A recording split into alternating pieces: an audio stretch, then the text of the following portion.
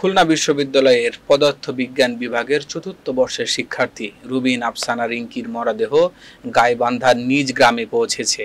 বৃহস্পতিবার বিকেলে 5টা 20 মিনিটে মরদেহবাহী হেলিকপ্টারটি পলাশবাড়ী উপজেলার হাঁসবাড়ী স্কুল থেকে অবতরণ করে। এ সময় পরিবারের সদস্য ও আত্মীয় স্বজনরা মরদেহ গ্রহণ করেন। পরে অ্যাম্বুলেন্সে রিঙ্কির মরদেহ ভবানীপুর গ্রামের বাড়িতে নেওয়া হয়। একই দিন সন্ধ্যায় পারিবারিক কবরস্থানে তার দাফন সম্পূর্ণ হয়। মরদেহ গ্রহণের সময় পলাশবাড়ী উপজেলা নির্বাহী কর্মকর্তা মোহাম্মদ নাজমুল আলম, স্থানীয় জনপ্রতিনিধি, পুলিশ ও উপজেলা প্রশাসন কর্মকর্তারা উপস্থিত ছিলেন। নিহত রুবিনা আফসানা রিঙ্কি পলাশবাড়ী উপজেলার হোসেনপুর ইউনিয়নের ভবানীপুর গ্রামের বাসিন্দা। তার বাবা মোহাম্মদ আব্দুর রহমান বরিশাল দ্বিমুখী উচ্চ বিদ্যালয়ের সহকারী প্রধান শিক্ষক। দুই বোন ও এক ভাইয়ের মধ্যে রিঙ্কি ছিলেন সবার বড়। বড় মেয়েকে হারিয়ে বাকরুদ্ধ বাবা মা আর ছোট ভাইয়ের কান্নায় থামছে না।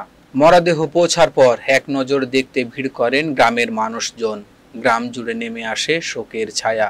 রিঙ্কির শিক্ষা জীবন, ভদ্র নম্র ব্যবহার ও ইতিবাচক চরিত্র স্মৃতি ভাগাভাগি করেছেন সবাই। এর আগে বুধবার দুপুরে রাঙামাটির সাজেকে ঘুরতে গিয়ে চাঁদের গাড়ি পাহাড়ের খাদে পড়ে নিহত হন রিঙ্কি।